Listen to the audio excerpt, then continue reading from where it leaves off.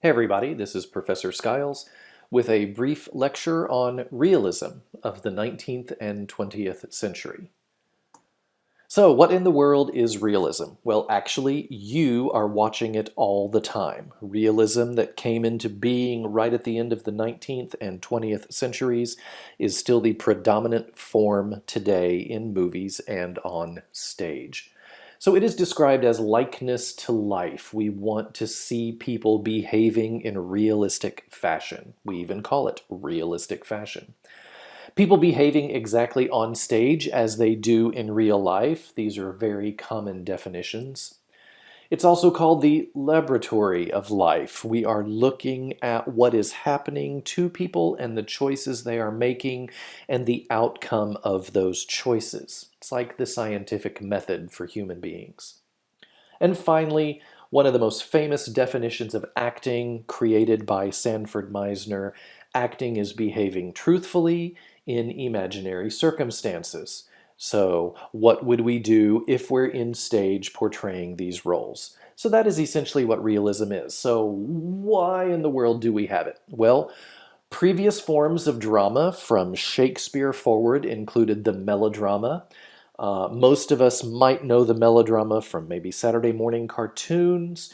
Or a Disney movie. This is the premise that the good guy is going to eventually prevail. Generally, they are wrongly accused of a crime, and the bad guy is going to get what they deserve, and the good guy is going to get the girl, or the good girl is going to get the guy, and we're going to live happily ever after and ride off into the sunset. Vaudevilles, short little sketches and routines interspersed with singing and dancing numbers, and spectacle.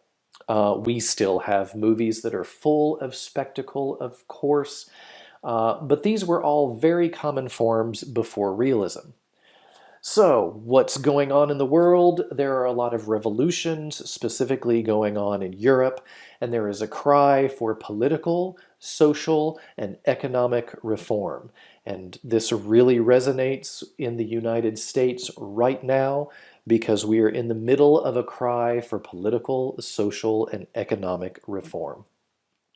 And technology was increasing toward the Industrial Revolution. We're not quite there yet, but this technology is driving industry to look at things like science can solve human problems. And it gives us a sense of being very pragmatic, pragmatism, very practical, over more romantic ideals. So, this creates an environment for playwrights to come in. Part of this environment is created by Auguste Comte.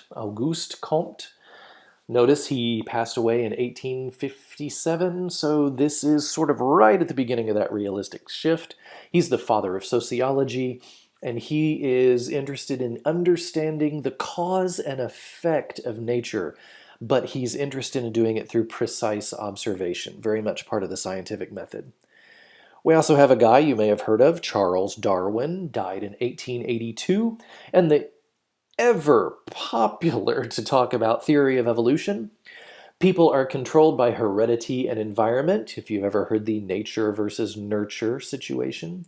Behavior is beyond our control, not a very popular modern ideology. And humanity is a natural object, and humans are not above everything else. They are part of nature and the whole process. So we have some people looking at just the world in a new way. We also have Karl Marx, also a controversial figure, passed away in 1883, a philosopher who was seriously in favor of more equal distribution of wealth. This is some of where we get socialistic ideology from. So all of this change within society and politics and reform and philosophy leads us to our playwrights. And the first one, HENRIK Ibsen, 1828 to 1906, and he is truly considered the father of modern realistic drama. And his most famous work for this was Doll's House, written in 1879. And I'll go into the plot in a moment, but what were some of the new hallmarks of his writing?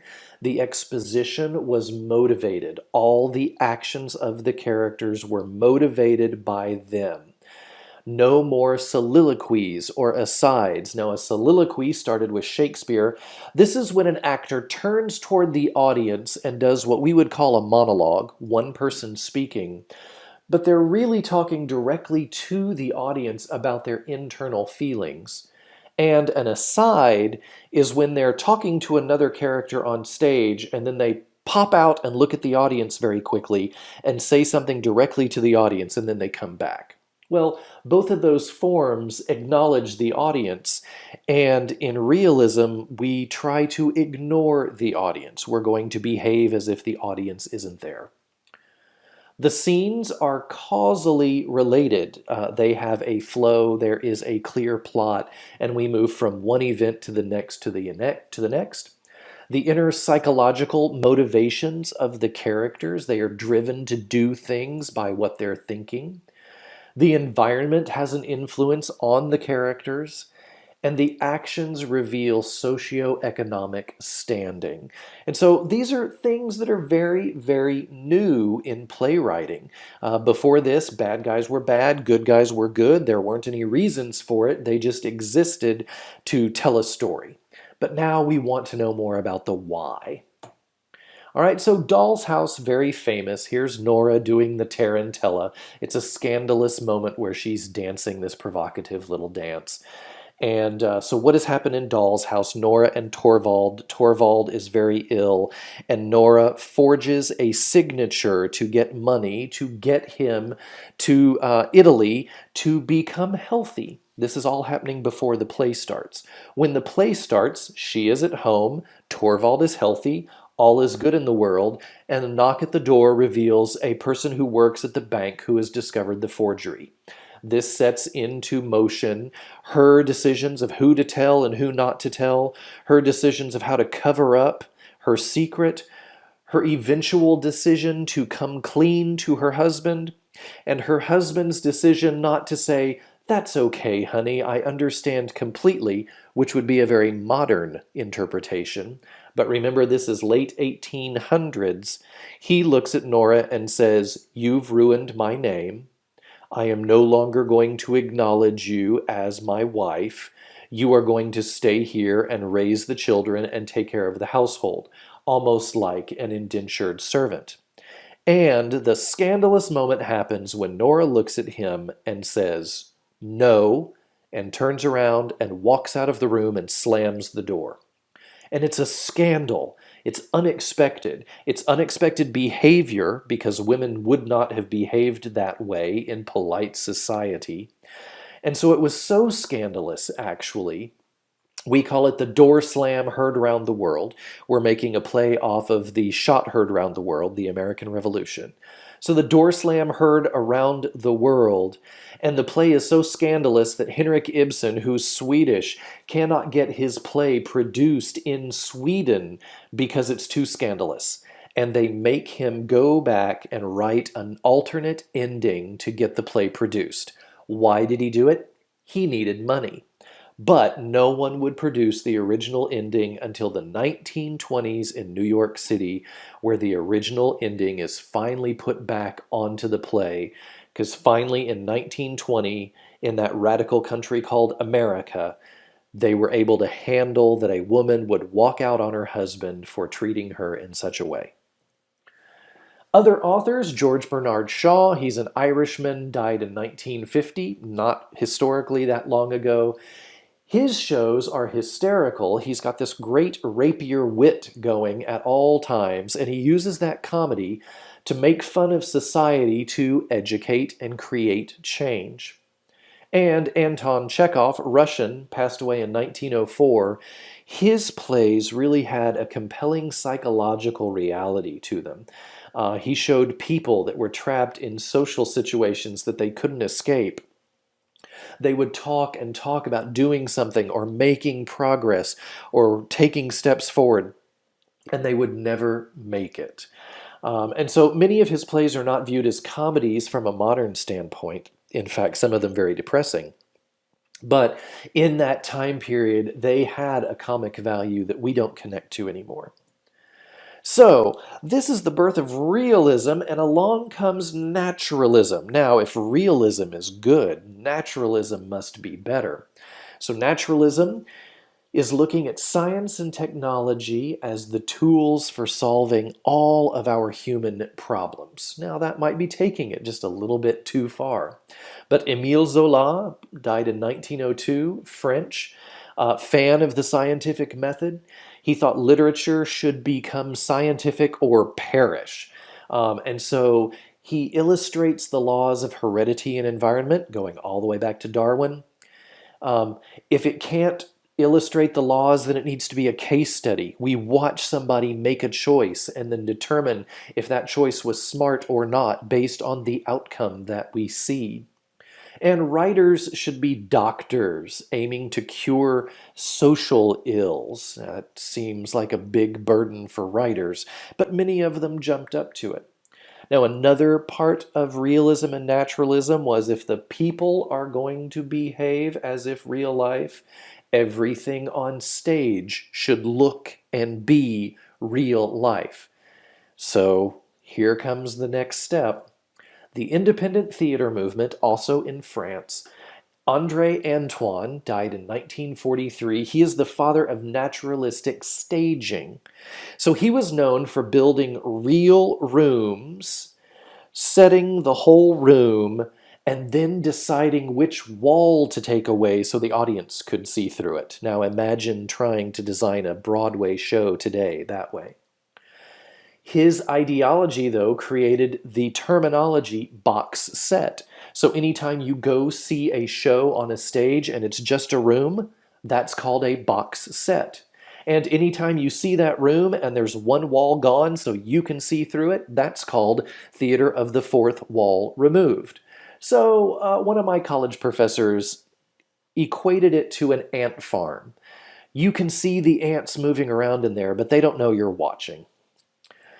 Real props, all right? If the people are going to be real and behave realistically and the room's going to be real, we just take away one wall, then I want real water, I want real food, I want the iron to be hot and steam coming out of it. Now, obviously, some of you are already thinking there might be problems here. What if there's alcohol on stage? Do we really want the actors getting drunk? The answer is absolutely not. If I'm an actor on stage and we're supposed to be eating roast beef, do I want to eat roast beef that may have been sitting backstage for a week? Absolutely not. So there were some dangers to this ideology.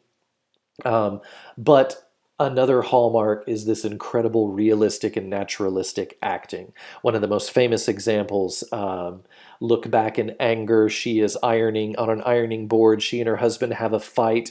The ironing board falls over. She gets burned, and the actress really got burned.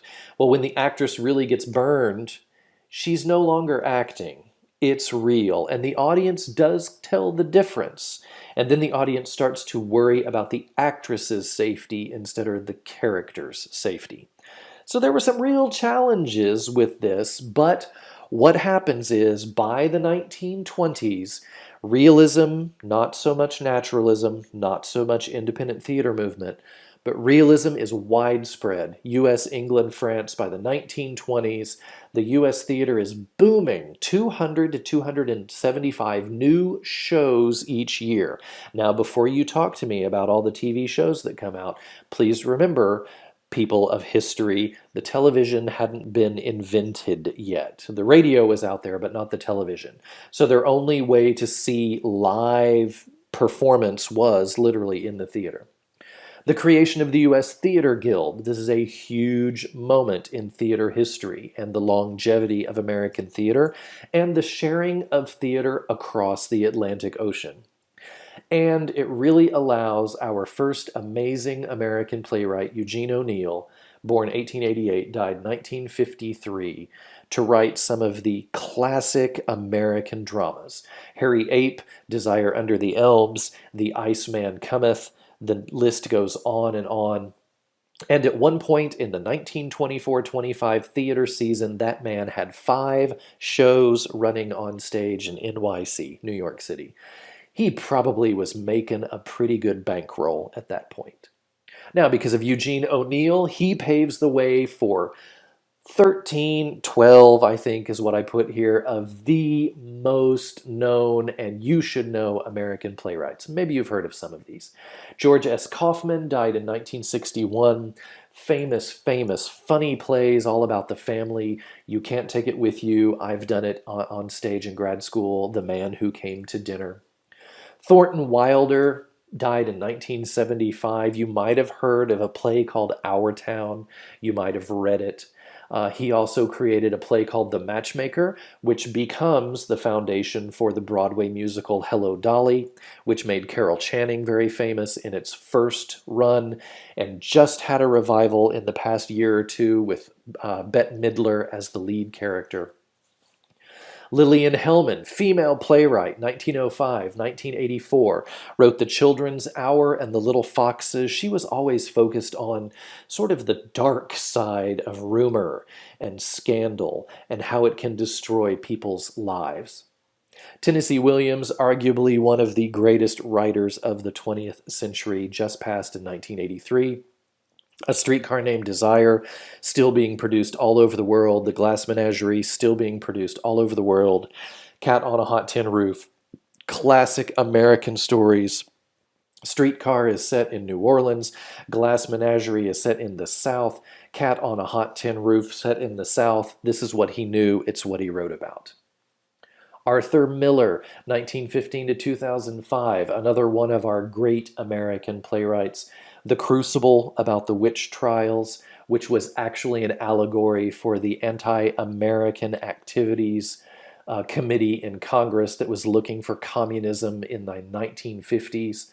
Death of a Salesman, about the fallacy of the American dream, and A View from the Bridge, which is one of his autobiographical plays. Edward Albee just passed in 2016. He's a Houston boy. He was working at University of Houston almost up until the time that he passed. Very famous plays include Who's Afraid of Virginia Woolf and The Goat, or Who is Sylvia? Maria Irene Fornes, born in 1930, still with us, writing crazy plays like Fefu and Her Friends and The Conduit of Life, born in Cuba, a new, unique American voice in playwriting. Lorraine Hansberry, African-American, tragically short life, died in 1965, wrote the watershed play A Raisin in the Sun and another play called To Be Young, Gifted, and Black. Adrian Kennedy, born in 1931, also African-American, Funny House of a Negro and Sleep Deprivation Chamber. Many of these were Pulitzer Prize-winning plays. John Guare, born in 1938, very famous plays, 6 Degrees of Separation, terrible movie out there with Will Smith in it. He now says he would go back and do it differently if he could. House of Blue Leaves, about mental illness and insanity. David Mamet, born in 1947. He's most famous for having a ton of curse words in his plays. Glengarry Glen Ross, about a group of men. And Oleana, kind of a creep fest about a younger girl and an older teacher. August Wilson, 1945 to 2005, African-American powerhouse playwright. Fences, that should not be a colon, but a quotation mark, The Piano Lesson, and Joe Turner's Come and Gone. So this is the group that really honed in on realism and used it to their benefit, and then also shifted it as well. All right, so then we do a big shift into the isms of the 20th century, but I'm going to stop this one here, and I will continue on with the lecture in another segment of the video.